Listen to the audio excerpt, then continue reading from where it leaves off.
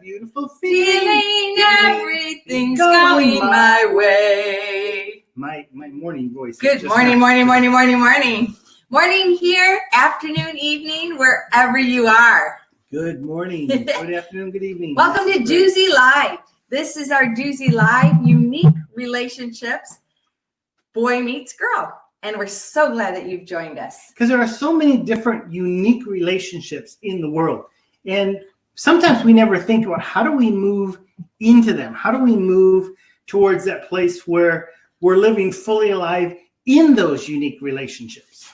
So welcome. For those of you who are live, please sign into the chat and say where you're coming from. We can't wait to see who's here and where you're coming from. Now, as you've noticed, even in our attire today, okay, this is boy meets girl. Boy, very straight line, very, very systematic. And girl everywhere. And girl everywhere, yes. Yeah. No hair. I mean, we've dressed for success today. Woo! Yeah. Was I more successful on that high five? I wasn't ready for the We're not really punch. in competition, are we? We're not in competition. At all. We're so glad that you've joined us. Do you know that your life is a remarkable story, an adventure that only you can create? We exist to motivate and equip you today, right now, that you will live fully alive. That's our desire. That's why we're doing Duzie Live, is to help us all figure out how do we take one step closer to living that fully alive life today. And a lot of times the thing that destroys that fully alive life is broken relationships, not knowing how to talk to other people. That's why we're focusing on these unique relationships and how we actually thrive in them rather than barely survive. Yeah, that's right. So today in this Duzie Live, it's called Boy Meet Girl. It's part one of the series. Capitalized boy, not capitalized girl, because we're going to focus on guys. So yeah, we're going to hear a little bit from the girls' perspective, but we want to hear mostly from Dan today. That will be a challenge for me personally. Can you tell us a little bit where this came from? Because there were some people who asked us. We don't have to give names, but this is not something we just sat down and said, let's do this. There were people who wanted to hear what the guys or girls had to say. For sure. And we have a camp called MTO. It's for missionary teens only. And there are so many in that. We have issues every night or every other night, depending on the year. And those issue times are a time for us to discuss very openly in a safe space anything, and the teens choose it, and then we have these moments where we're able to just be vulnerable and open. And I think it sort of originally came from that, but recently a number of people just asked, hey, could we hear from the boys' perspective? Could we hear from the girls' perspective? We know that we're all humans, we know we're unique, but could we hear more specifically from that? And that's where we're going today. So we're going to be very, very exclusive today. We're going to really focus on how does a guy think when he is in that or moving towards that. Maybe this relationship with that girl may go someplace. Girl. We know there are other unique relationships. There's girls with guys. We're going to get that next week. There's also unique relationships within a guy with another guy or a girl with another girl. Those are all generationally. Yep. They're with a boss and the worker. But today we are going to really focus in on what's going on in a guy's brain when he is in that place of meeting the girl. We're going to look at some of the differences between a girl's brain and a guy's brain. And this could be very interesting. We want you to write things in the comments as we go in and go on. There's going to be a point where we stop and talk. We may even invite people in to dialogue with us as we go through. We are excited about where this could go. Because whenever we learn something about someone else and how to treat them, how to respect them, how to listen better, how to not say, well, they must be thinking this because that's what I would do if I was, no, this is taking people for where they are, accepting them, and understand how to move forward in those relationships. So let's see who we have live. Jonathan's coming in from Germany. Welcome in. Michaela from Portugal. Welcome back. Matthias from Germany. Thank you. Megan from Sheffield, UK. Welcome in. Helen from Dubai. Yay! She was able to move things around. It's good. Thanks. Anybody else think bullseye when you see Dan? Okay. I think of Bethany referee. from Bahrain. Thank you for jumping in. Now I see that we have more than that, so we want to ask you to be bold and to sign in. We so love we to know who's here, and we're not going to pinpoint you. We're going to keep you can only say what you want to say. One of the things that makes Duzie Live amazing in this interactive experience is what happens in the chat space. So we'll be talking here, presenting things here. You guys will be chatting among yourselves. We'll be interactive, back and forth.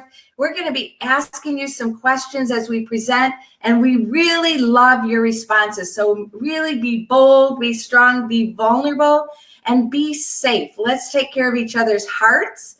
Let's have big hearts and big listening ears as well. Yeah. So Stephen just jumped in from Malaysia. Welcome in, Stephen. And Ellie's coming in from the UK. Hannah is from England as well. So welcome in, you guys. So just a warning, if we move around too much and it's like this optical illusion, these stripes, just close your eyes for a moment and just listen. But the reason, again, we're dressed this way is because guys and girls are different. They're unique. Even though it's black and white, we're different. And we want to open up. We're not going to answer all the questions today. We just want to open up the discussion of how are the guys especially thinking? What's going on in their brain? Why are they processing it different than someone else? And the next week, again, we're going to be talking about the girls. So you may be throwing out some ideas this week, and we're going to say, that's a great one. That's next week. Save it for next week. We'll write it right down to make sure we hit it next week. But we really want to focus in on the guys, and we need to know who else here. So we're going to take a poll? Yeah, let's take a poll. I love that. Okay, so this is just a straight up poll here. And we want it to be published. So the question is, are you a boy or a girl? You probably know that. Now, at the bottom, there may be one both. Now, this is not a gender question. This is, some of you are sitting in rooms where there's both guys and girls. And so if there's in your space, a mixed group there. If there's a couple, if there's maybe a married couple watching, maybe it's a sister and a couple brothers or whatever. If there's both in the room, put both. So this is not for you to ever question your identity at all. This is simply, what do we have as far as guys and girls, and who are watching that are both guys and girls? All right, I love this. So, we didn't do the poll music. It's right over there. Music. Sorry, we can't officially take this poll yet. There we go. Oh, there. How's that look? That's a nice little color in Mr. Bullseye. So at the moment, very interestingly enough, we had 46% are girls, 38 guys, and 15% both. It's changed a little bit since then. Changed a little bit. But it's good. We've got definitely more girls in the house than guys. Just a bit.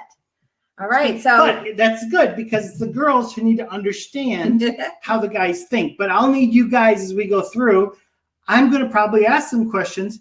How do you, as a guy, think in this area? So I will need to have you give some feedback as well. If some girls are asking questions, we're not going to just guess the answer. We're going to get some feedback as we go along. Welcome, Rob. Glad you're here. Rob from the UK, and Abigail, welcome in from India. Nathan, I don't know if I called you up, but wow, Canada is represented. Thank you. We have such a wide variety, and I am just excited because with that much variety of cultures and guys-girl mix, I just can't wait for the response of what's going on. So really be free with saying how it is for you. Now, some of you may have seen the video as you were registering. We love this video, so we're going to start off looking at the video from the registration page to get this conversation going. I love the dynamics. I love the way they built the story, the differences between the girl and the guy. So shall we watch it? Let's watch it, yeah.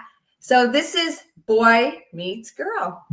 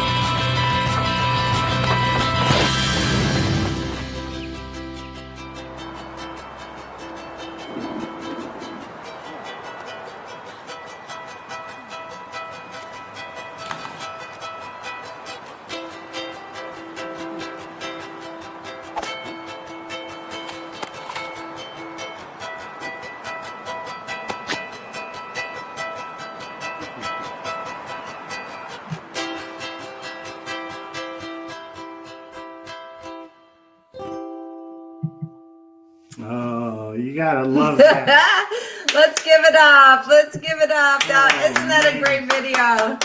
Boy Meets Girl cartoon. Just a question before we go any farther. Does anyone know a lot of the scenes in that cartoon were actually taken from a movie that was made many, many years ago? And Bit of trivia, is it? bit of trivia. Does anyone know who those characters were? I mean, the city is definitely San Francisco, but does anyone know there was an incredible chase scene in a movie years ago that a lot of that's built on? Anyone have any idea? You can put it in there if you know. Put it in the chat, just guessing. Meanwhile, I loved it. Dan and I, we had our mic off and our video off, but we were over here laughing every time we see it. We laugh because it's the Boy Meet Girl. That was definitely me riding the roller coaster, hands full up, and Dan trying to think about how to keep everybody safe. I love the video because it displays Dan and I in quite a unique way. Hero status. And I love the way it had a popsicle at the end. It did because Dan loves to have ice cream or popsicle. But basically, I love the way this video just portrays the very unique differences between at least this guy and this girl. And one of the areas that we want to hit today in Boy Meets Girl is, how do guys think? What's going on? I always have to ask Dan, because even though we've been married for 34 years, I still don't know exactly how he's thinking. I don't know what he's going to do. I don't know how he feels, and I cannot assume. I always have to ask. And I love that we've set aside this time to focus on Dan, to focus on you guys, to focus on guys in general in this time. Here's the answer to the question of what movie some of that was taken from. So here's some of the guesses. San Francisco and Bullet. But it's not Bullet. There was a movie made by Barbara Streisand and Ryan O'Neal, and it was called What's Up, Doc? And it has the greatest chase scene probably ever created. Maybe the one in Mad World was a little better. But anyway, so many of the scenes in what you just saw in that cartoon were scenes that reflected from that movie. So I'm sure there's some kind of connection there. But anyway, that's just trivia. So that's how my mind thinks. Yeah, that's right. We love that. So Tim and Joni, my parents, are here. They're out on our back porch. So welcome in. David Taylor, he's in from the UK. Helen's laughing. And Jonathan, I love this. Love this. Very accurate. So awesome. Yeah, so we just want to start out with just a few presentation slides to get us chatting. Wait, before you go there, Suze, here's what we're going to try to do. We're going to be looking at the chat as well, but we're going to go through some slides, and we're going to be asking some questions and be making some comparisons, and then maybe jump over to what you're saying over there, bring it back into the conversation. Yep. But after we finish probably this 15, 20-minute presentation just about the differences and how a guy thinks and all the rest, then we're going to open up just to talk and a lot of dialogue there. So you can throw your questions in as we go. At any time. Can wait. Or if a question comes in and you want to answer it, you feel free to do that. Yeah, that's great. So welcome in. Once again, this is Boy Meets Girl, what happens inside a guy at this moment. Now just take yourself into that moment. He has just met her, and they strike up a conversation. And he's like, well, call me. Well, what's your number? And she's just now doing that. And in that brain of his, there's something going on. All right. So here we have the male and the female. You might have noticed that on the outside, we look a little bit different, but also the way we're wired internally. It's not necessarily gears and flowers, but we love this picture because there's a lot going on that's different inside of this beautiful space and inside of this amazing space. There's different things happening and different dynamics. So let's explore those just a little bit. What about the first man and the first woman meeting? Right. In the beginning, God created the man. Now, if you look at Genesis chapter 1, man and woman created at the same time, because it's the poem. If you look at Genesis chapter 2, you see the fact that God creates man outside the garden, brings him in the garden, tries to find a helpmate, none of the animals, and he goes through and names them all, but none of them would be a good helpmate. So he creates woman. Whoa! Takes out a rib, man. And they're different, and they're totally different. And there's this moment of man and whoa, man. I mean, there's this incredible moment that takes place at that scene, and I think that was, before the fall, there was no confusion. There was innocence. There was purity. In my mind, it's like two children that get along, and they don't even realize they may be different. They're just loving life together. Together and with the animals in that beautiful space. So amazing. So there's some scientific difference that we want to first look at. Before we get to how we think, there's some scientific difference. They say, according to the studies, that a guy has 6 times more gray matter. That's why we're very gray, very black and white gray, which means we're concrete thinking, focused, practical. Now, again, we're going to get in a moment to give a little disclaimer here. So don't start saying that's not true yet. But science says that 6 times more gray matter in this brain than that brain. And then we compare that to the woman, 10 times more white matter. So this white matter helps us with detail and emotion especially. Now we're inviting you in the chat to respond. You hear this and you see those little words down there: concrete, focused, practical, detail, emotion. How would you describe yourself? Not necessarily male, woman, because we know that guys have detail and emotion. We know that women are concrete, focused, and practical as well. How would you describe yourselves within those 5 basic words? Concrete, focused, practical, detail, emotion. Just choose any of those and write it in the chat. While you're writing that, I was thinking, in the guy's brain, you got those cogs, those gray cogs, but white matter, and you got flowers. So I figured it out last night, and this is the way a guy thinks. It's white flour. White, as in cooking? Yeah. Anyway, it's not wheat flour. Now there's some detail right there. It's 10 times more white flour. Oh, Helen, I have yet to meet a super organized male. Oh, I honestly know a lot of them. Jonathan says practical. Yeah, you can choose any combination of those 5 words. I'm very concrete, very focused. Steven says practical. Yeah, I have a lot of emotion. She does. I do. I am very practical, and sometimes I have too much detail. Sometimes I don't have enough. It's interesting when we tell the same story. I'll go for, here's the focus of the story, and Susie will tell all the details of the story, and it doesn't make a story good or bad. It's just a different way of looking at it. Your gray matter is at work, and my white matter is at work. So a few more of you have popped in there. Helen says, I'm defo an emotional person who loves detail. Melanine, welcome in. Emotion and focused. Megan says emotional, practical. Rob says practical. Concrete rather than abstract, linear.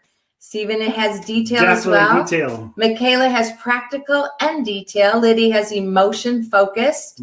Bethany, probably concrete and detail. Hannah, I'm just very emotional and not very focused. Thanks for that. Nathan, detail, focus. These are great. So this already just proves that we can't slot anybody in a box, which we're definitely not trying to do. Ellie has emotion, detail, and practical. We're going to give some generalities and then see how that actually affects our thinking. It gives us some place to go for, to go like, yeah, that's me, that's not me. Abigail says detail, emotional, and practical. That's good.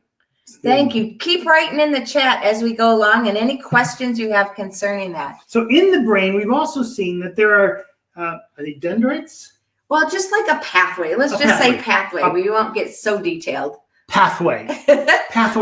And there's from the moment something takes place, like an emotional, high emotional response to the place where there's resolution. In a guy, they say that's about 18 inches.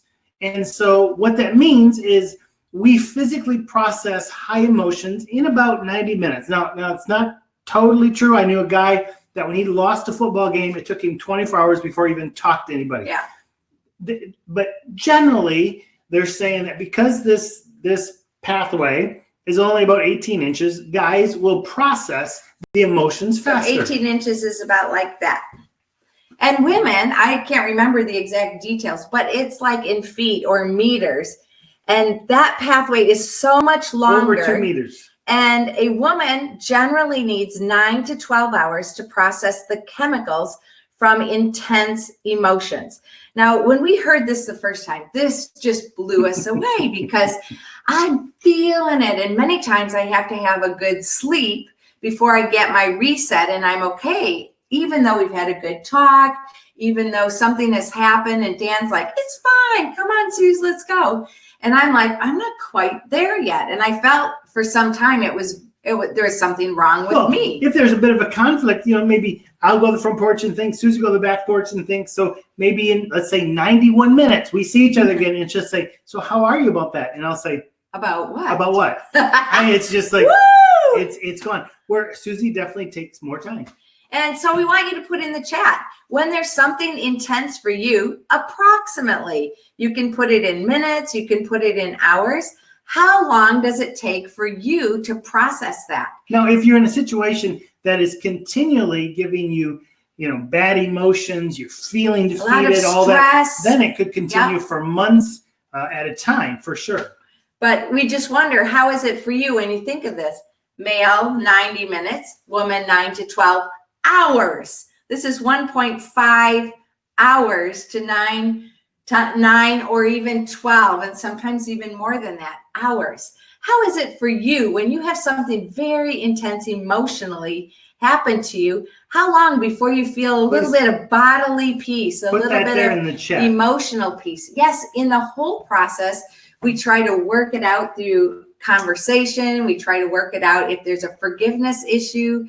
We talk to one another. We talk to God. We're doing all this, but bodily, this is what's going on. Susie will live definitely in the moment. And so she's always very present, focused, not thinking about what we have to do next. She's focused about right at the moment, where I made time and focus into the future. So sometimes it's like, well, we really need to talk about this. And it's like, okay, I've already gone past that. And so that's something that within our unique relationship, we have to continue, come to the present, go to the future. Very rarely do any of us go back in time. That's right. But it's that meeting point for us. Okay, let's look in the chat. Jonathan says, I need to rant to a friend and then it's processed about 2 hours. That's good. Helen says, I need like 3 days, especially after something intense soul care. Yep. Yeah, you had a conference this weekend. That took you very deep. That's right. More recovery time. Thank you, Helen. Megan says, I think I can process quite quickly, but then I reflect back on it usually in the early hours of the morning. It's good. So she can go quickly and then she has some morning time. Rob says, intense 48 hours, spiraling down and then up again. Seems to take ages. Yep. Thank you for that. Thank you for that And response. there's sometimes where we get in those spirals that we simply can't get out. I mean, I experienced that a few times when I was living on the ship. I just could not, 90 minutes did not work. 90 days didn't work.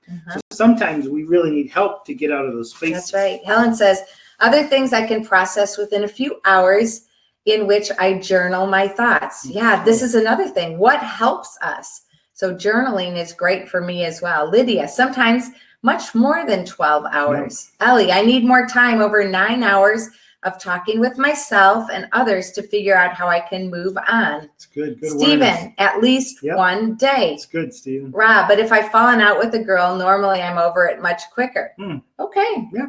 And Hannah says, I agree with Ellie. So more than 9 hours and time by myself and others to figure out how I move on. And Cheryl Potter, welcome in from Michigan. Good morning, Mom. Yeah, so this is fascinating. And I think this is something that can really help in a guy-girl unique relationship, especially that we process different. But right in the chat, generally, most of us are taken over a day. Yeah, but this is the interesting reality. There are sometimes, even though I'm a quick processor, she's a slower processor, there are sometimes that she processes really quick. And I'm taking a longer time. And then that even makes it more unique. It's like, well, this should be taking you a lot longer. She's like, well, I'm over it. Let's go. Yeah, I'm good. And so this is not a hard, fast science that you should be this way. But it's interesting to know many times in relationships between a boy and a girl, the process of emotions will take a different length of time. Yeah, and I think that's why conversation in relationship is so important, to ask, how are you? Our powerful questions, how and what, and a lot of what else. How are we doing? And to find out, knowing that there's a great chance that the guy will have a shorter time to process, needed a shorter time to process than the girl. Megan says, I think it depends if it's something that you've experienced before. And this is true. I've seen with Susie sometimes, one of the areas that really hits her is rejection from something a long time ago where she was rejected. So a rejection will take you down probably longer than something else. But there's other things that, because we've faced in the past, we know, well, this will pass. And so it could go either way. Yeah. And, to be fair, rejection is something that I've been trying to learn to have warfare against. And so lately, the rejection piece takes much less time because I've learned pathways, and I have a God space, I have a Dan space that helps me. So training in these different things. Great comment from Rob here. Rob says, just thinking about it, external conflict with somebody, I agree with the slide, but internal conflict will depend on personality. Good thought. Sure. Good thought. And Megan says, so if there's history there, that can make it easier or harder if you're repeating patterns. Yeah, thanks. So Ben, good. welcome in.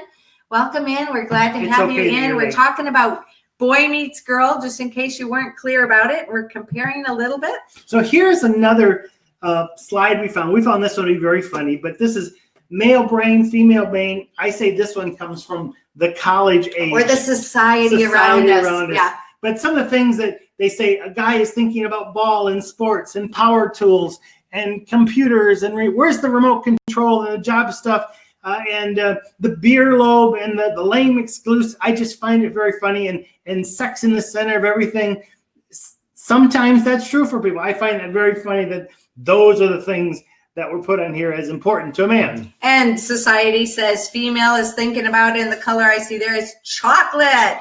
Ladies, I just want to hear from you in the comment. If you are like into chocolate, and chocolate is like a big lobe for you, bright chocolate, that would be great. But also binges and cravings, maternal urges and weddings, fantasy, bad hair days, shopping lobe, musicals and sitcoms, gossip lobe, mystery moods and behaviors. So this is how society see women. It's like, oh, and she's a woman.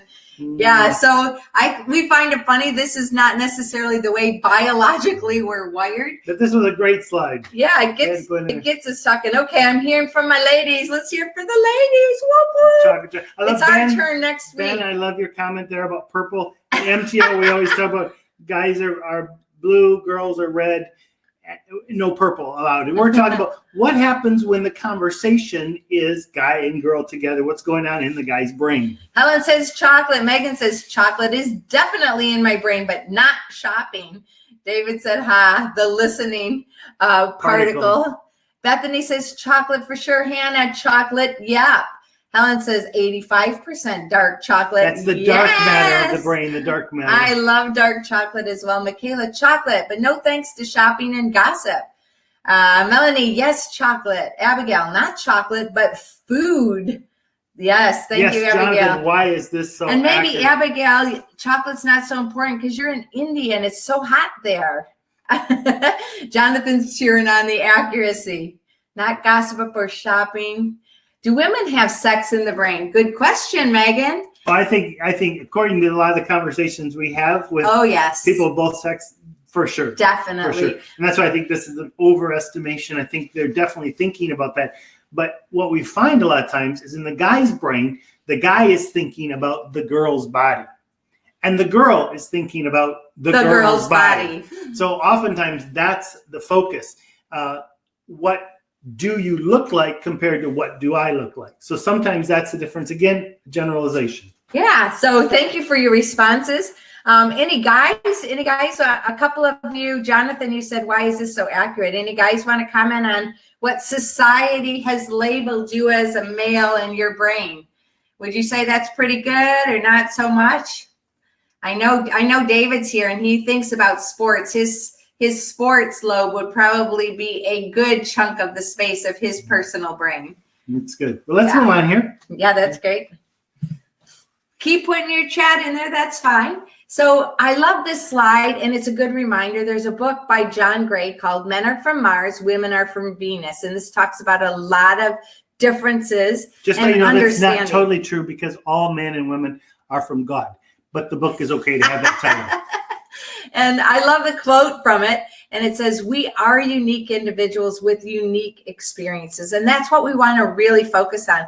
We want to put out some concepts here, and we're already doing that so beautifully, that trigger us to say, yeah, that's me, that part, but not that part. We are unique. And even though I am a unique female and Dan is a unique male, and it's the same for all of you, we are unique even in the way guy meets girl and girl meets guy. Yeah. So our individual uniquenesses come out as we put them together. And just to go back to Megan's question, something about do girls think about sex?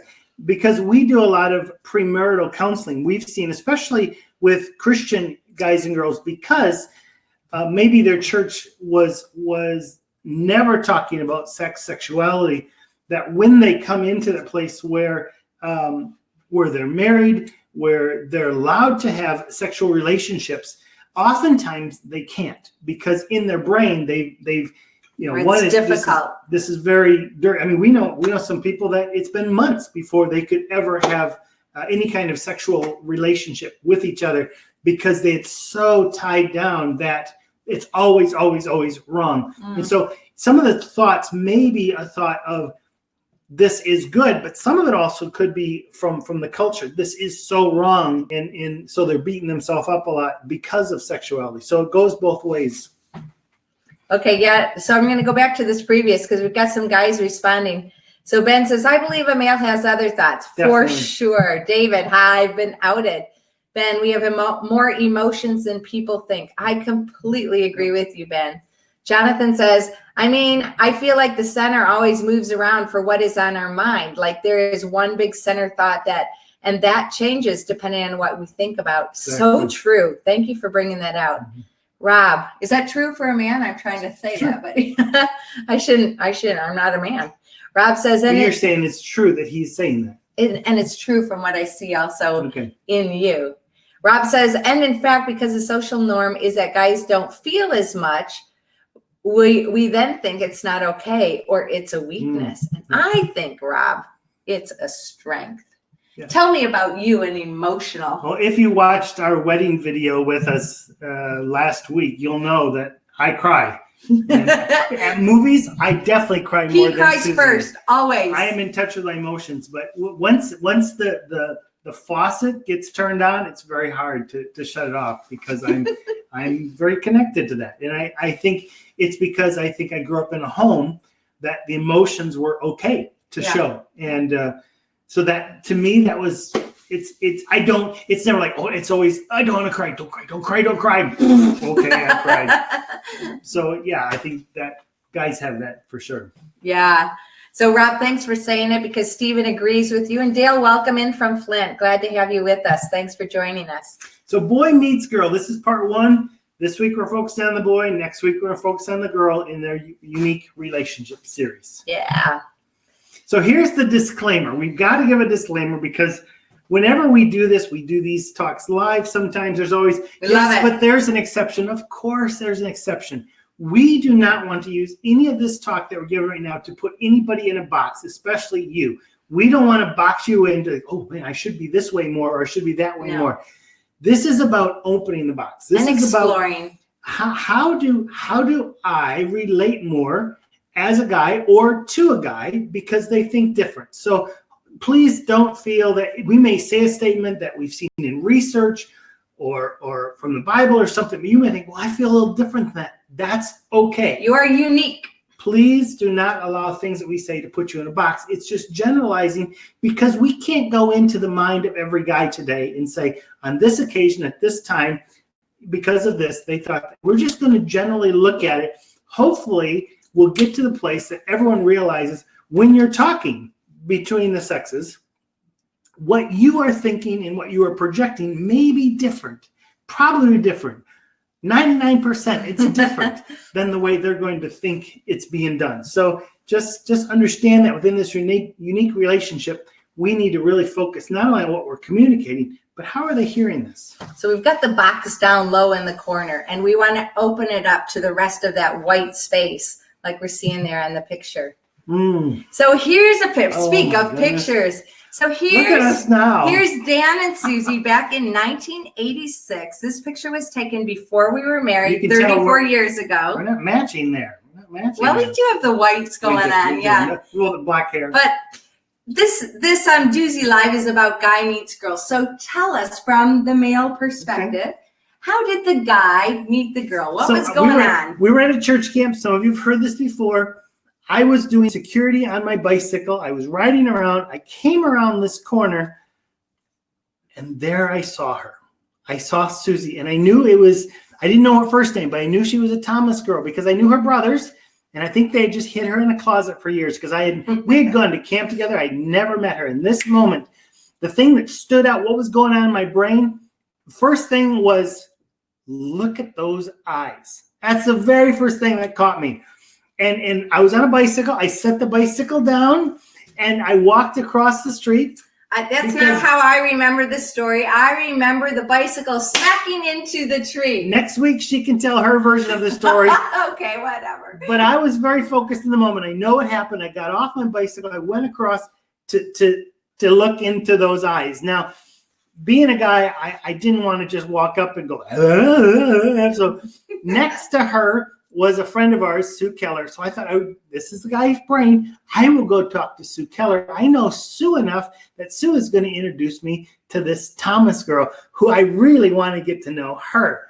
So as I was walking across the street, she looked at me and she smiled. I could have just dropped right there in the road. That smile just captivated me. I was like, those eyes, that smile. And then she had this dark skin. I love dark skin. She just returned from a month in Mexico, and it was like, I don't know if I walked the rest of the way or if I floated, but it was like my brain was totally about, I have to get to know this girl. And Sue introduced us. We talked for a little bit, and it was Susie's birthday. And she said, would you like to come? I would like you. She said, I would like you to come to my birthday party tonight. Oh, she needed me. She needed me to come to her birthday party. It's an amazing thing, amazing moment that it was like my life had just hit the intersection. I was going to spend my life with this girl because she had the dark eyes, beautiful hair, smile, and she needed me to come to her birthday party. So to me, that's what was going on in my head. Oh, matter of fact, it's funny because I hear girls sometimes saying, oh, I have to have my body all right. I got to have everything all. I didn't even look at her body. Honestly, we were talking about this yesterday. I remember walking away going, this girl is incredible. Oh, I wonder what her body looked like. I literally did not check her out at all. I was just captivated, especially by her eyes. And it was later, I was like, I need to look at her again, but it didn't matter to me. And later on that night, I was in church. I was sitting down. She came and sat in the row right in front of me. She turned around and she touched my left knee with her hand. And I noticed it. She looked good too. So all that stuff was going on in my head. But my mind at that point, when she touched my knee, I didn't hear any more of the sermon. It was just, I was looking at the back of her head going, this is a special moment. This is a special, it was very concrete, very black and white, very focused, not very practical at the moment. It was just, I was zoomed in on Susie's head. And you actually went to see your mom and said, this is the girl, I met the girl I'm going to marry. Met the girl. She was like, what? Because I had this long list. We can get it another time. But I had a long list. And it was like, I'm sure she checks it all out. And she did. So, okay, that's Dan's version. He told me I couldn't say my version very much today. This is the guy's brain. Next week you get my version. But there we were. Now, many of you were able to join us for our celebration. Last Sunday was our 34th anniversary. Whoop, whoop.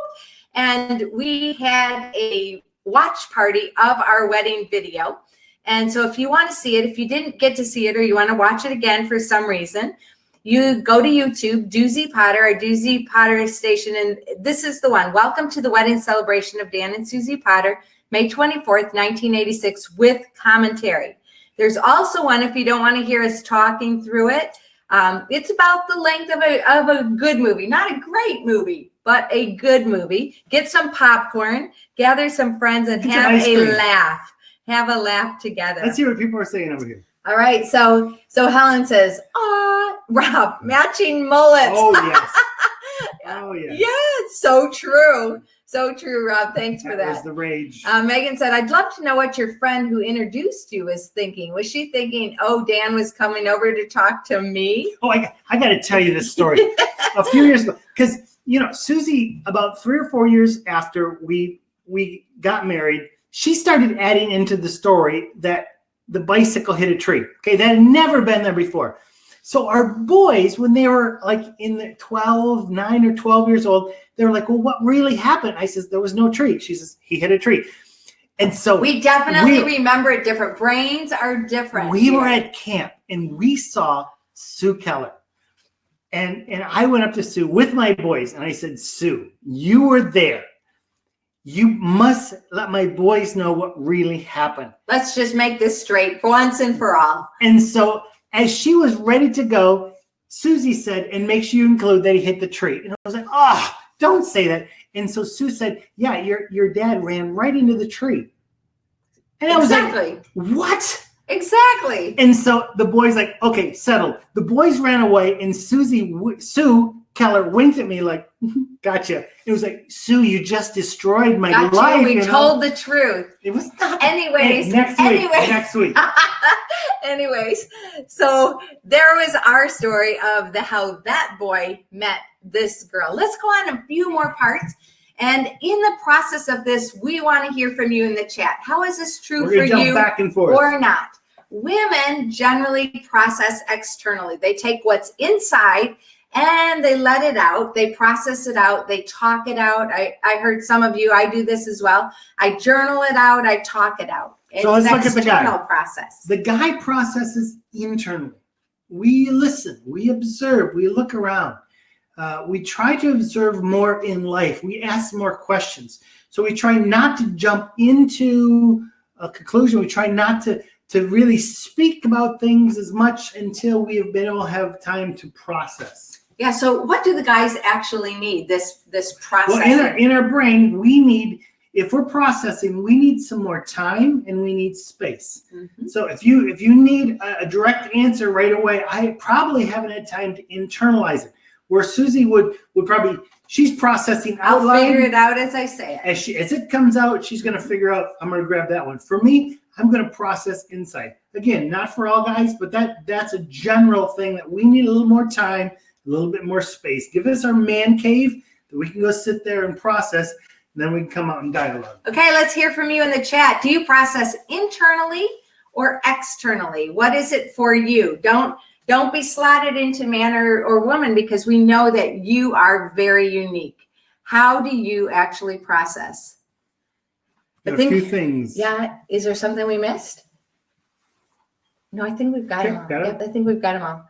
So I'm hearing from Helen. We love to talk. Megan says, process externally. I definitely am an external processor. I'm not quite sure what I say until I get it out there and I talk forever. And I love the fact that it takes a little longer for the guys even to type stuff in because we're internally. Yeah, we give you time. Processing. Michaela says, definitely an internal processor. Okay, so Michaela is more internal, and that's fine. That's great. I think this also has a little bit to do with personality. If you're an introvert or an extrovert, then you do things in different ways. So you can't just slot us into any one space, and that's what we're identifying and affirming right here today. Jonathan said, I tend to process it for myself for about 20 minutes, and then I need to talk to a friend. After that talk, I need some time alone, and then the situation is processed. So that's great. You know how it works for you. You got internal, you got external, and some more internal. And I think I love about right now with Susie and I, sometimes she'll ask me a question, and she knows she'll need to wait for that answer because I don't want to give her the first thing that comes to my mind because that may not be actually how I feel. I need to dig down a little bit. Yeah, David, I love your response here. Internally, most of the time, though, I found great new awareness from processing externally as well. I think there's benefits to both. And you're finding that. And yeah, being a coach, you're helping people externally process. Melanie, definitely externally. Lydia says a bit of both. I'll process externally and then take on board what others are saying and process internally. I love this. Stephen, internal. I love to observe first before I talk to someone. Ellie, definitely external. Externally, I even tell people too, to listen what I say until I get it on my last sentence, because only that one will make sense in an overview of everything I've ranted about. Yeah, that's good, Ellie, that you're warning people. I love that. Here's also within Susie and I, when she's just talking, sometimes I'll stop her and say, so is this something you figured out or you're processing? Because she's figured it out, then I'm going to work in there and concretely, how do we strategically move ahead? And sometimes she'll say, no, I'm just processing. And then I can back away and just listen.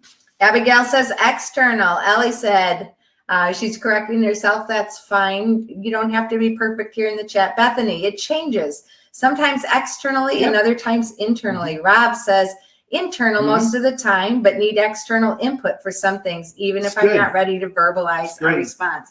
So we have such variety here. Very good. Wow.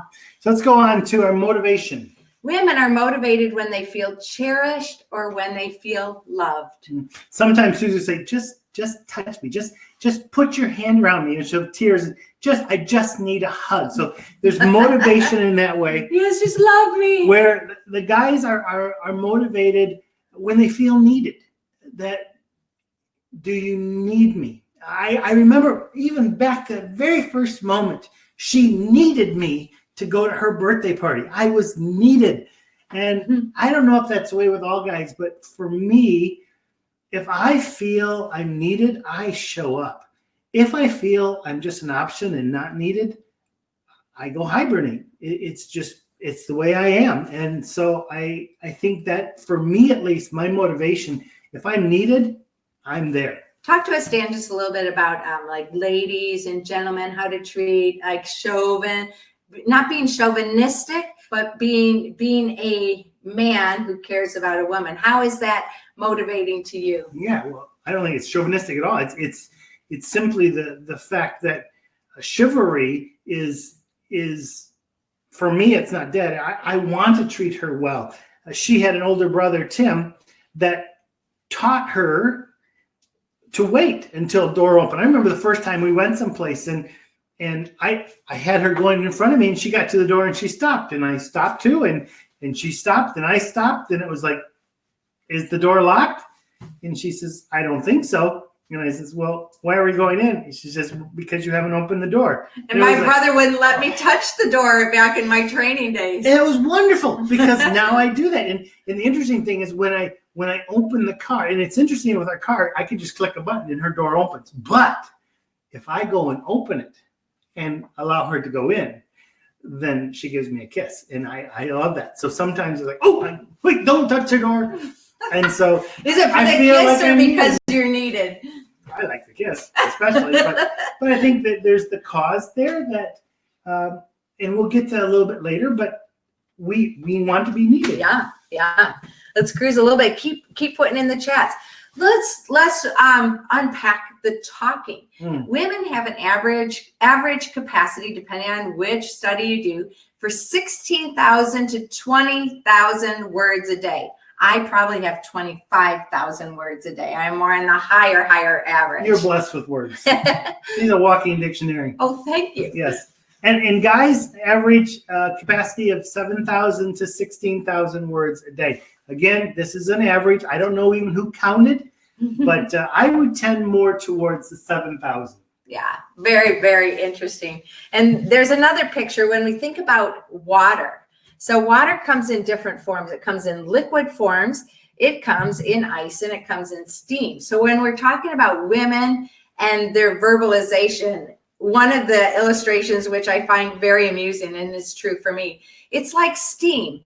steam comes out, it fills the whole space, small amounts all the time. The steam fills, it covers your glasses, it fogs up the window. It fills the room. Now, guys on the other side, at least for me, it's like an ice cube that fills the cup. It's very focused. The ice cube fills the cup, not fills the room. And so for me, It's like a chunk. It's a chunk. And if you're going to get something from me, it's a chunk. There it is. And we can surround that chunk, where Susie, it's much more, it's filling the space. Yeah. So how is it for you? What would you say? What is your average?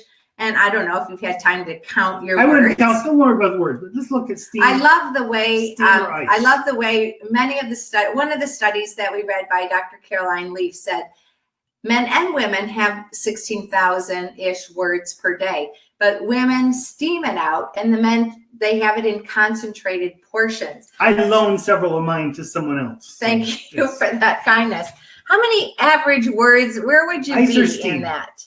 Ice or steam, or put a number of how many thousand? I would not be able to do that. Yeah, but like for me, I know that I have a load, so I'd be 25,000. Let's see what people have said here. Yeah, so Cheryl says, I was thinking back over things I do both. I think this is back to internal, external. I've made better decisions externally because internal often turns into self-talk when I should have run it by a trusted person. Good concept there. Thank you. Megan says, oh, yes, I remember being at your house, and when Dan listened, it meant so much more. And I felt loved by you guys because I already knew that Suze loves me because she's always hugging me and talking to me. But when Dan sits up and takes notice, that means so much. Oh, true, Megan. Yeah. And Bethany said, that's not me. My sisters say words for me. Yeah, so not everybody has that many words. Helen loves Caroline Leaf, Dr. Great, Caroline thanks. Leaf. That's great. Liddy says it depends on who I'm with. Yep. That's great. If you're a quality time person, you're probably going to say not much until you're with somebody you trust. Abigail says steam. Stephen says definitely less than 7,000 words per day for me. Stephen, I would say speak little, cook much. Yes, please. To me, please. that's the great culture thing. Cook much, speak little. Jonathan, I think the number of words for me depends on if someone needs me to give input. Then my word count shoots up like a block of ice. Need. See, Can you respond to that? Exactly. You nailed it, Jonathan. It's like, why create noise if it's not needed? But if it's needed, I'm there. Megan says, I'm a river moving into a lake, going into an ocean. That's probably me too. Helen says, depends on where I am, whom I am with, and what my mood is for the day. Yeah. Rob says, quantity versus quality. Bit sexist. Sorry. Yep. These are the studies. These are the studies. I think all of it can be quality or quantity. It's just that we are different, and that's probably the main thing. But thanks for calling us on that. Fill in the space. Michaela, depends on whom I'm with. Generally more like ice than steam. Mm-hmm. Hannah says, I'm the same as Helen. I think it also depends on processing something or where I'm at in the process of processing. Yes. Great. Ben, in the past, it would have been plus 16,000 a day. Yeah. But what is it presently, Ben? Oh, now I listen and sit more. Yep. Or I'm too busy to speak, and it's kind of sad to speak to myself. Yeah. Good, so true. Different phases seasons. in life. Yeah. We'll keep going here. One book that really made a big difference for me and my boys when they were growing up was John Eldredge's Wild at Heart, because it really gave some framework to some of the things we were feeling. Again, this isn't for everybody, but what I saw in my boys and I saw in myself was that we need a battle to fight. And I'm not talking about, fighting conflict, but what's out there that needs us to show up into, and what's the adventure to live, and what's the beauty to rescue. And in another word, we use it for dignity or justice. That if a guy, especially, and this may be good for the girls as well, but if there is a cause out there, a need, it draws us out. It draws us into that new space. So those are some things that, as the boys were growing, we worked a lot on the battle. What's the battle to fight? What's the adventure to live? What's the beauty to rescue? Yeah. Philippians 4:8 says, finally, brothers and sisters. Well, we'll talk about the brothers. Mostly brothers focused today because it's boy meets girls.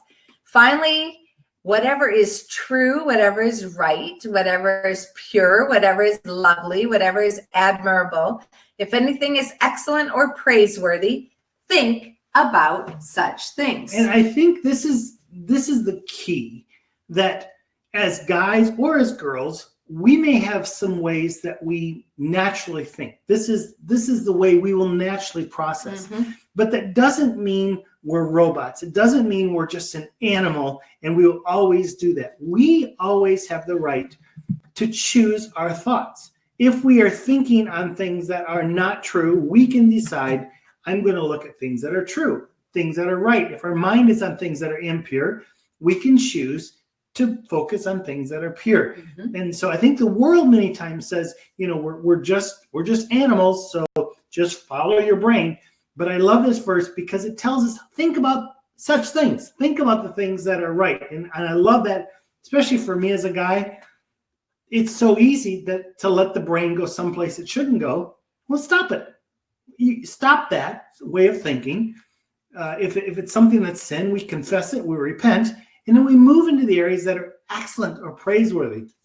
That's hopefully, as a guy, where we're trying to move our brain towards those things that are true and pure and lovely. Yeah, and the girls also need to think about such things, but we're doing it in a different way, which we'll get to next week. And I think sometimes this is the hard thing about living online. I see some people, and everything is negative. Everything is anti.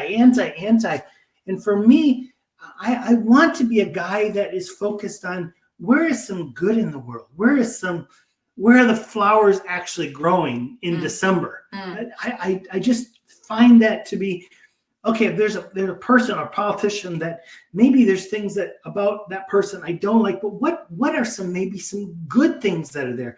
Because we can set our mind on those things. And I want to see what is true, what is right, what is pure. So we can set our mind on those things. Yeah, that's great. We really want to continue to talk about these things. And we really want to remember that next week is Girl Meets Boy. And it's going to be more about the differences of the two. And I give her 30,000 words next week. So she's free to go. So that's awesome.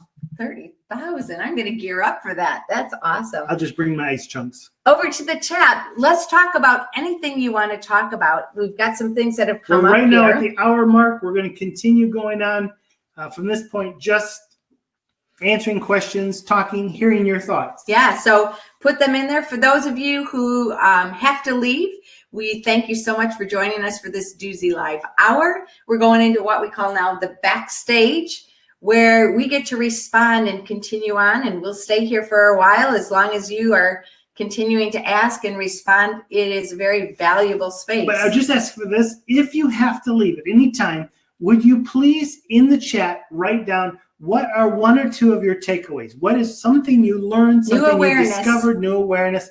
Please put that in, because when you leave this conversation, you go into a whole nother world and you haven't taken time to process. So we're asking, either internally or externally, leave a note there for everybody, but also yourself. Process this hour moment before you go. So if you do that in there, but also let's move forward with the conversation. Yeah, definitely. So I'll just put that right there. So Steven says, depending on the situation, but most of the time I'm more quiet and observant because I'm an introverted person. But when I am with someone I know well, I'll talk more. I think this just speaks very much to the value of investing in people time. I heard a lot of you actually say you can do more with people that you know. And it's very important for us. Part of the Fully Alive Revolution is finding your net community, those people who are in your nest, those people who are eagling you, mentoring, supporting you, and the tree where you belong. And that's very valuable. We're going to continue to talk about that in any unique relationship. And I think that whole process thing, if I look at Jesus in the Gospels, he was not a guy with lots of words. I see some preachers today, and they just can't keep their mouth closed. Jesus was not that. I think he was a processor, because I see him, if you look at the Gospels, 307 times he asked a question. 54 times he partially answered a question. Only 3 times did he actually answer a question. He was much more of throwing out a question, and being still. And I think that's a value that we can learn from him. Yeah. Yeah, that's great. Ellie says, in response to Rob, even if the conversation isn't quality, a female talking and forming a relationship is quality for them. My best friendships with other females are closer with those who I can trust with my feelings and rant to. My mother's Thank you, here Ellie. watching, and I just have to tell you, there are times that my mother and my Aunt June get together and they talk. And they talk. And they talk. And it doesn't matter what they're talking about. They're just talking. And there's so much life. There's so much good stuff there.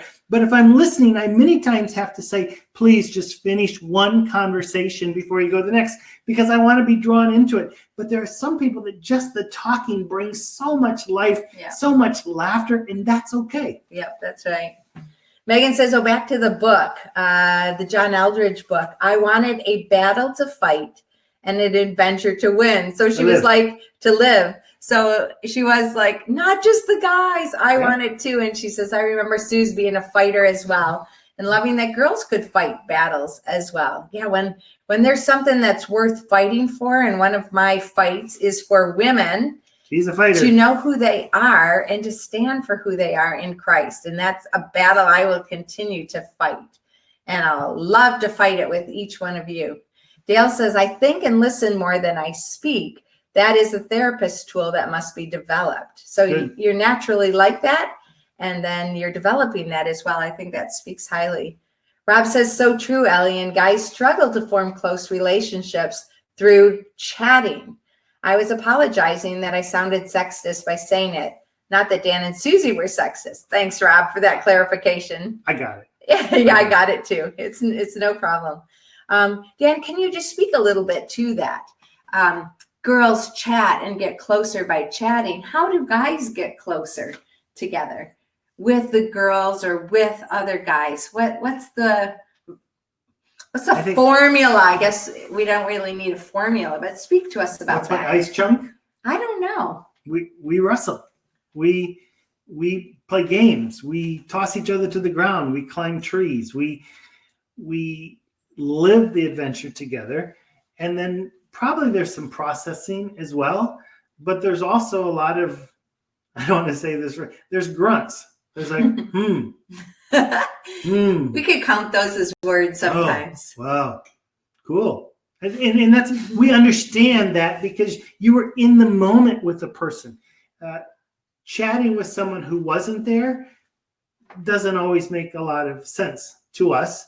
But Susie oftentimes will chat to me about things, and okay, good. I can't relate to most of it, but I can listen. Yeah. And I think when a guy is talking to a guy, sometimes we just know we don't need to talk about that. And it's not that we don't process it. It's just,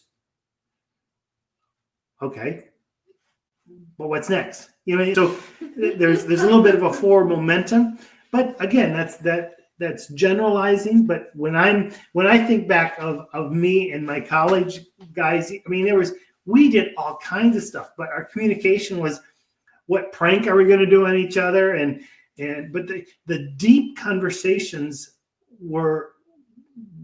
they went deep really quick, and then we thought about it for a while. We processed it. So it wasn't just fill in the air. It was really, I used to say in college, this was my phrase, that I don't shoot the breeze unless there's something in the air. And that was my mentality, that if there's something there, you can shoot it, that you bullet that. But we're not going to just talk about everything because it wasn't of interest to me or to my friends. So I think there's a different level of chatting or just doing the adventure together. Yeah. One thing I do love about Dan that just happened the other day with my parents here, we were having lunch, and my dad asked Dan a question, what do you think about this? And Dan went on his ice block chunk for a very long time.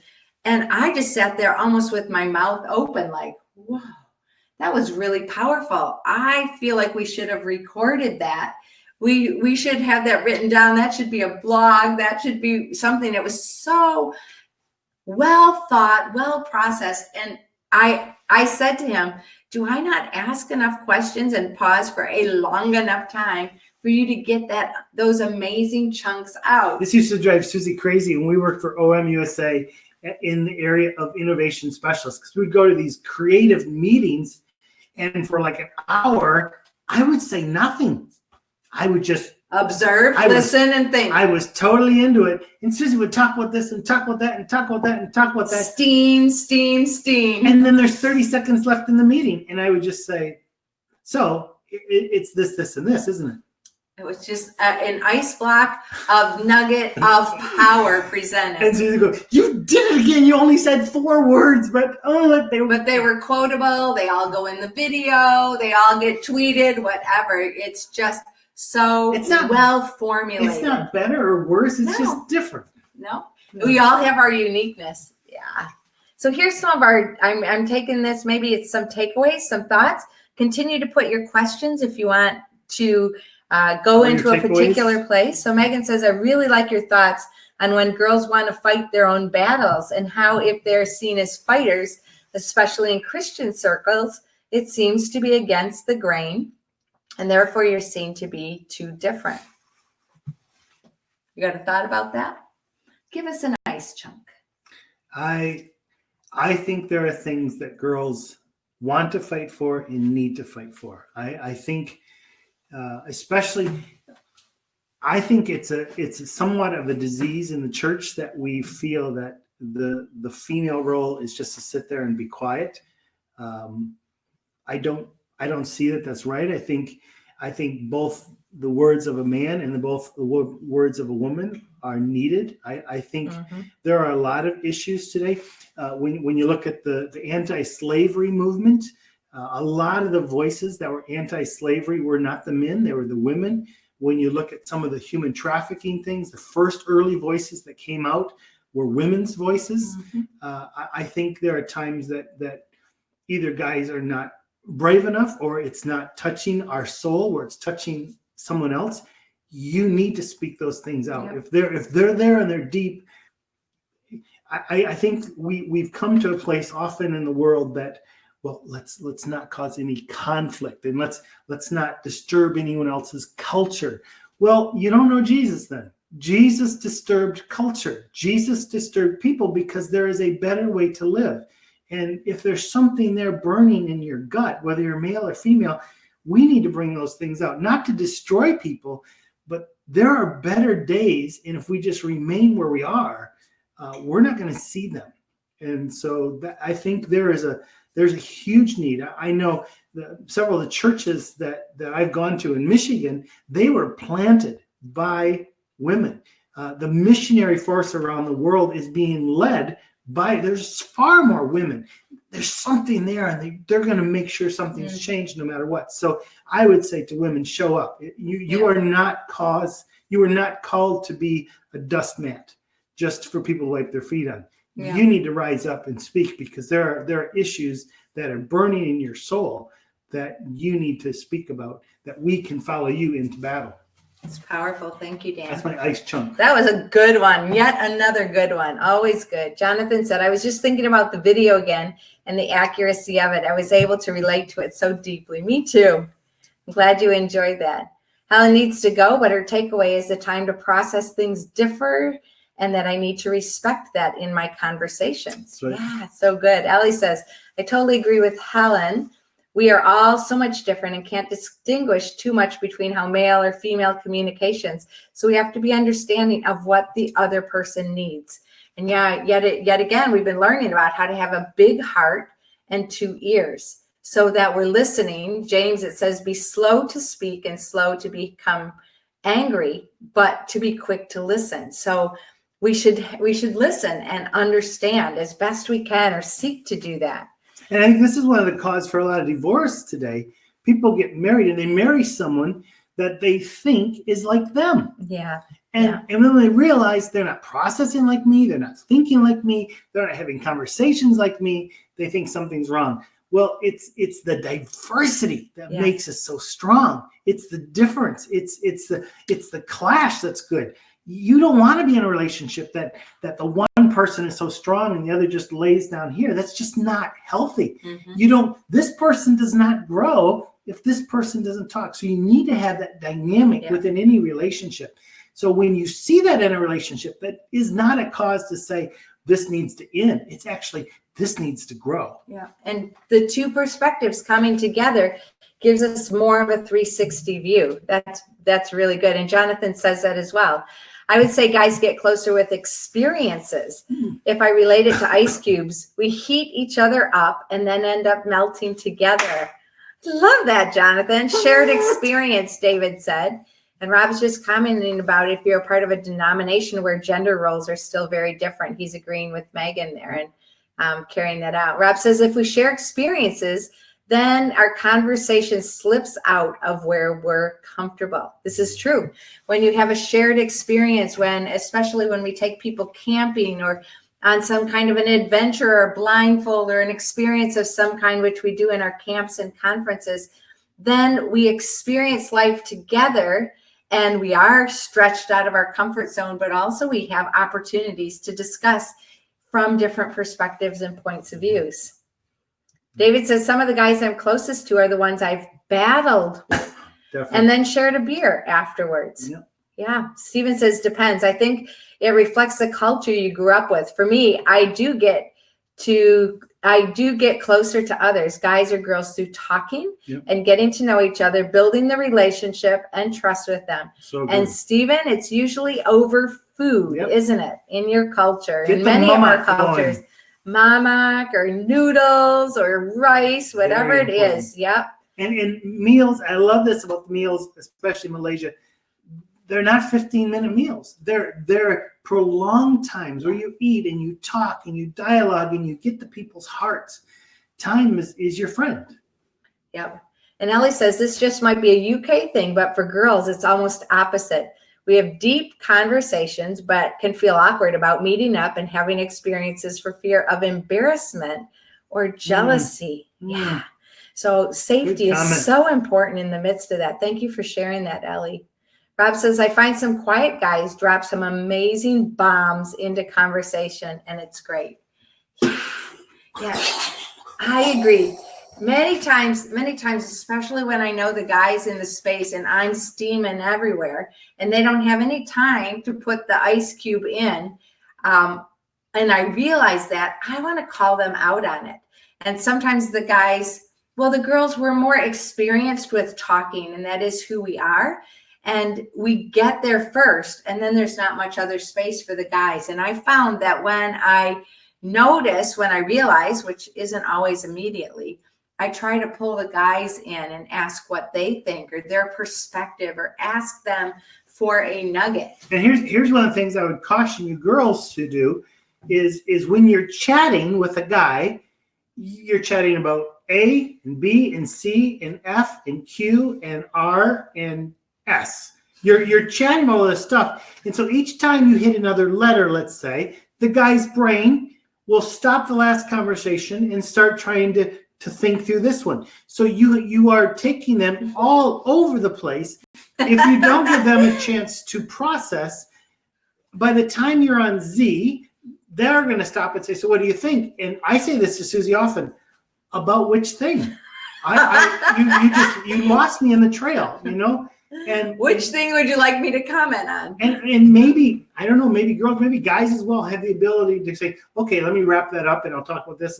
But oftentimes I'm very confused of how we got to this spot.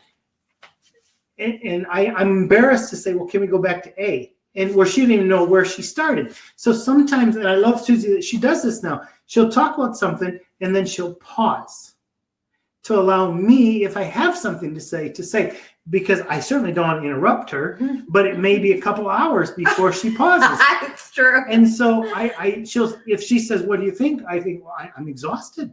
I'm just exhausted. And so that we speak about those things in relationships. You have to talk about them. Yeah. So what would be more helpful in an A, B, F, Q, J, Z, back to C again? What would be helpful for a guy? We have something, and we talk about this a lot. It's the spoon conversation. If she really wants me to speak into the conversation, we pull out a spoon. And while she has the spoon, she's talking. I'm not talking, I'm listening. But then when she gives me the spoon, I get to talk. And I talk as long as I have the spoon. And sometimes she reaches over and grabs, I say, you can't grab the spoon. Still my turn. I'm still my, and then I give it back to her. So sometimes you just have to be aware that there is someone else.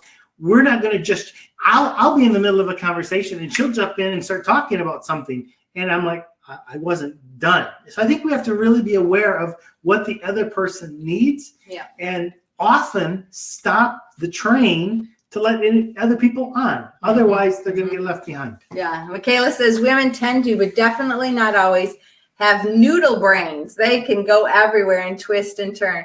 Well, guys can have waffle brains. I'm not quite sure what waffle brains are. Can you guess about that? I do love waffles, so I think I have waffles in my brain. There's holes, and we take specific things. So here's the jam. So like little chunks. It's chunking. It's ice cubes. Okay. All right. And Abigail says, thank you, Dan and Susie.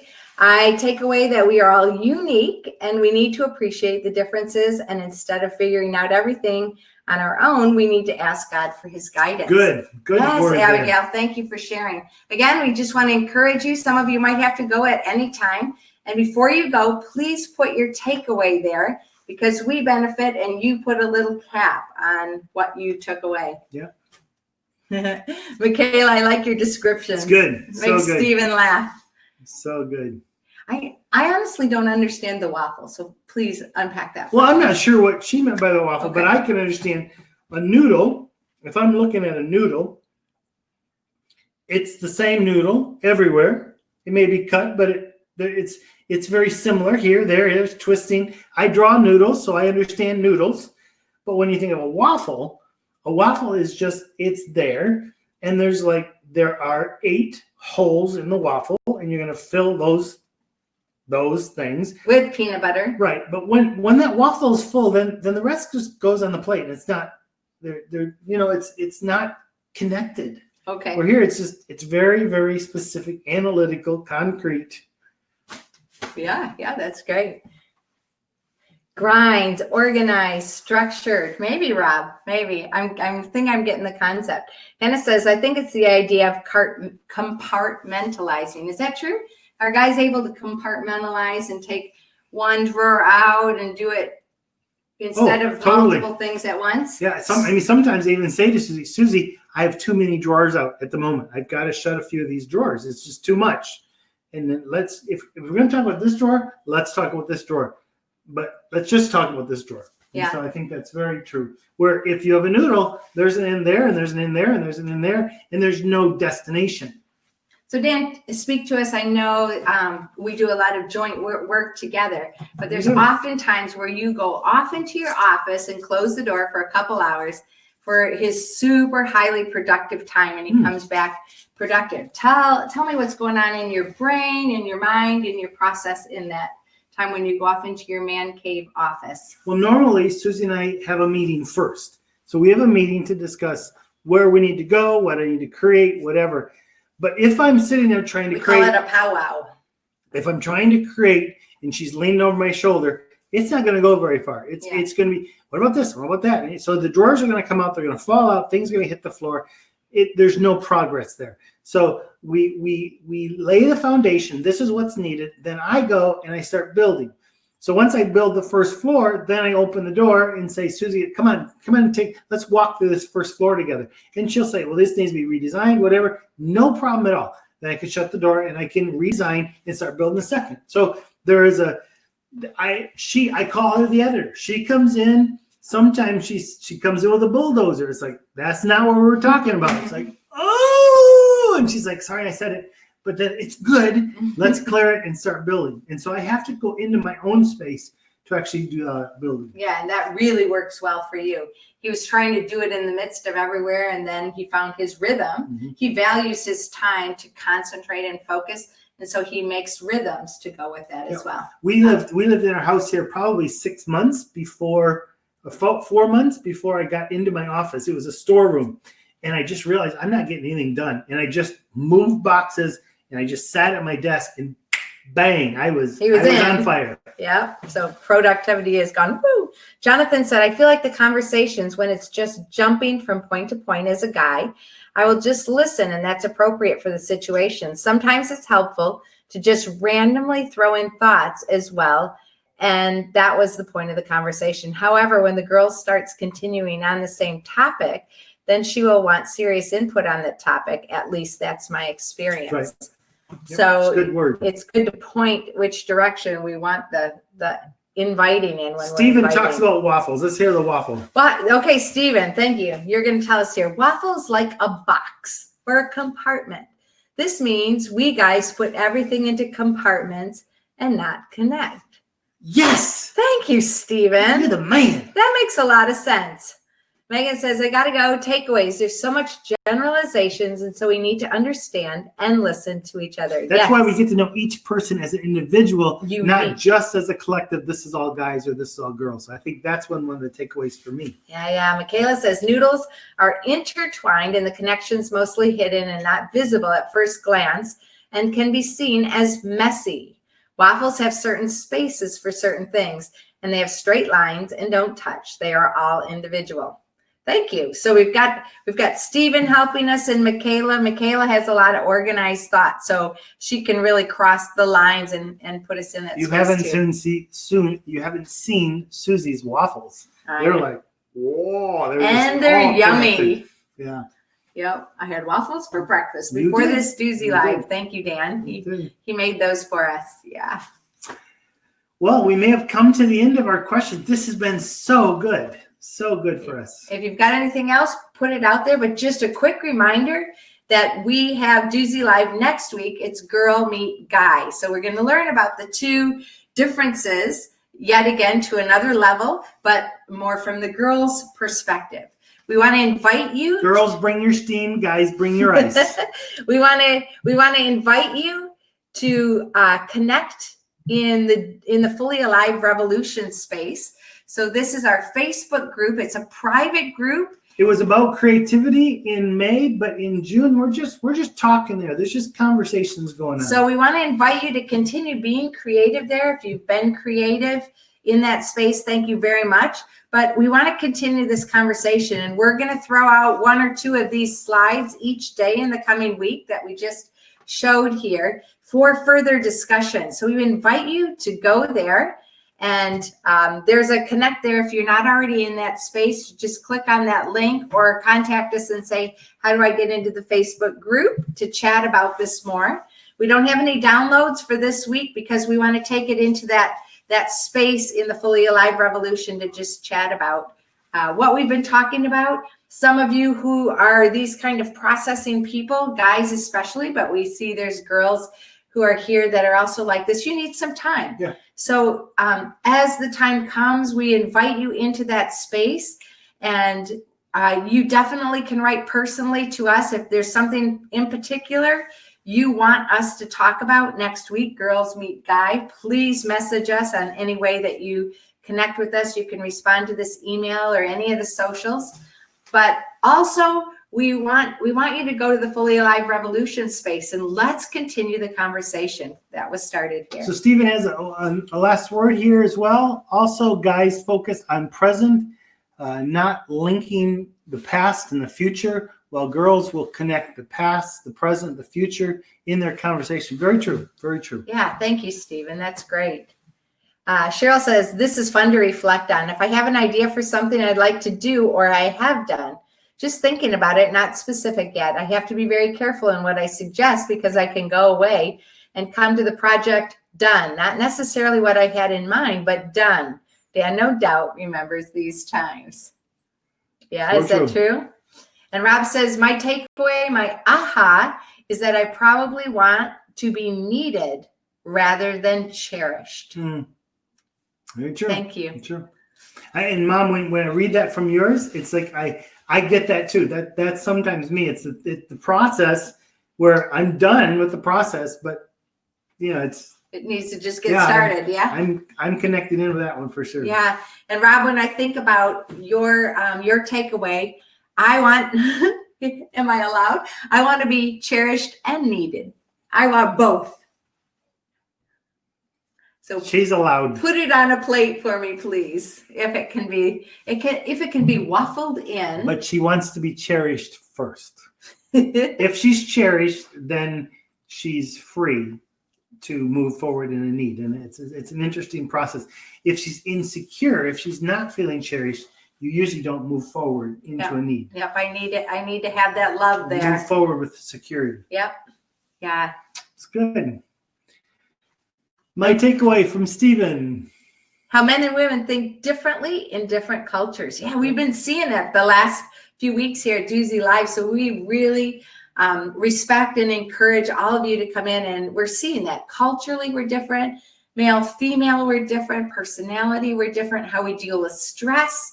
In the last number of weeks, we've been talking a lot about that. That's why we love having you here, Stephen, because you bring that other view that is so good. Yeah. Thank you. We want to thank each and every one of you who have been here live, or for those of you who are watching on the replay because the time for some reason didn't work for you.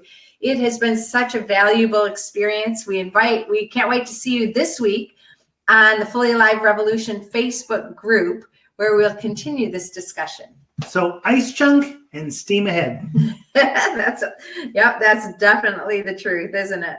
So thank you so much for being with us. Again, if this has been value to you, invite a handful of friends next week to join as we figure out what's going on in the Girl Meets Boy.